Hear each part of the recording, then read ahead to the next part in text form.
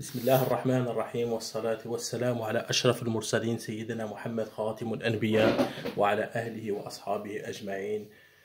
Chers frères, chères sœurs, assalamu alaikum. Il existe des signes clairs démontrant que le livre de l'islam, le Coran, est la parole de Dieu. Il y a des faits scientifiques et historiques dans le Coran que les gens à l'époque de sa révélation ne pouvaient absolument pas connaître, car ils n'ont été découverts que des siècles plus tard. Le Coran est rédigé dans un style impossible à imiter, et c'est pourquoi on parle souvent de l'inimitabilité du Coran.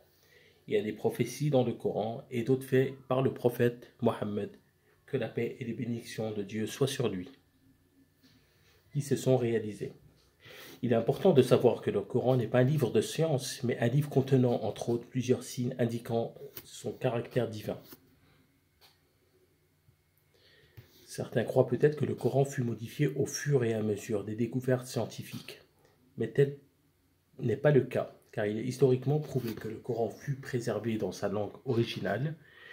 Il fut mis par écrit et mémorisé par de nombreux musulmans à l'époque de sa révélation. L'une des copies du Coran qui fut rédigée quelques années après la mort du prophète Mohammed sallallahu alayhi wa sallam est préservée dans un musée d'Ouzbékistan. Elle est datée d'il y a 1400 ans et elle est identique à tous les exemplaires du Coran en langue arabe qui sont en circulation de nos jours. Voici les faits scientifiques qui se trouvent dans le Coran. L'origine de la vie. L'eau est essentielle à la survie de tous les êtres vivants. Le Coran affirme que tous les êtres vivants furent créés à partir de l'eau. Puis Dieu dit, « Puis nous avons fait de l'eau toute chose vivante, ne croiront-ils donc pas ?» Dans ce verset, Dieu affirme que l'eau est à l'origine de toute vie, tous les êtres vivants sont composés de cellules. Nous savons de nos jours que celles sont surtout composées d'eau. Le fait que les êtres vivants sont essentiellement composés d'eau ne fut découvert qu'après l'invention du microscope dans les déserts d'Arabie. La dernière chose qu'une personne aurait pu deviner d'elle-même est que toute vie provient de l'eau. Le fer. Le fer ne provient pas de notre planète, ne s'est pas formé sur notre planète.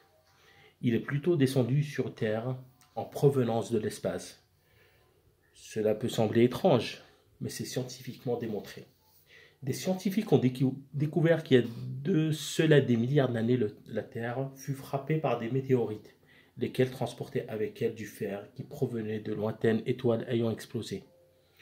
Le Coran dit ceci sur l'origine du fer. « Et nous avons fait descendre le fer, dans lesquels il y a une force redoutable, mais aussi maintes utilités pour les gens. » Dieu dit précisément qu'il a fait descendre le fer. Il est donc clair que le fer n'est pas un élément d'origine terrestre, mais qu'il fut descendu sur terre pour le bien de l'humanité. Ce fait ne pouvait évidemment pas être connu des gens du 7e siècle. La protection du ciel. Le Coran nous parle du ciel dans ce verset. Et nous avons fait du ciel une voûte protégée. Et cependant, il se détourne de ces signes.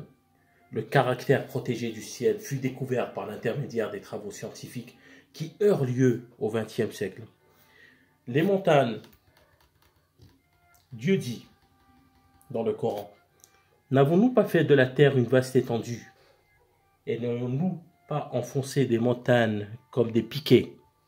Le Coran nous apprend ainsi que les montagnes possèdent de profondes racines qu'il compare à des piquets. Les montagnes possèdent bel et bien des profondes racines et le terme piquet est le meilleur terme qui pouvait être utilisé pour les décrire.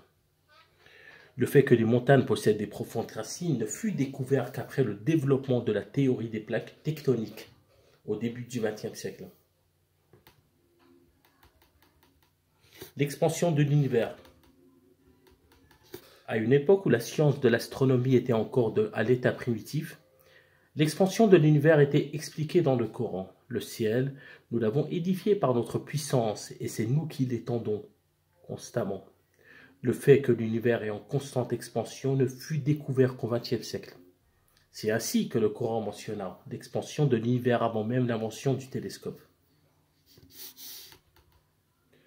L'orbite du Soleil. En 1512, l'astronome Nicolas Copernic proposa sa théorie selon laquelle le Soleil est immobile au milieu du système solaire, tandis que les planètes évoluent autour de lui. La croyance voulant que le Soleil fût stationnaire fut répandue parmi les astronomes jusqu'au début du XXe siècle. On sait maintenant qu'il ne l'est pas, mais qu'il évolue autour d'un orbite au centre de notre galaxie, appelée la Voie lactée. Le Coran fait mentionner de l'orbite du Soleil. Dieu a dit « Et il a créé le Soleil et la Lune qui se déplacent chacun sur sa propre orbite. » C'est ainsi qu'il y a un siècle, à peine les scientifiques auraient considéré que le Coran se trompait à ce sujet. Nous savons désormais que l'affirmation du Coran est en accord avec les données de l'astronomie moderne.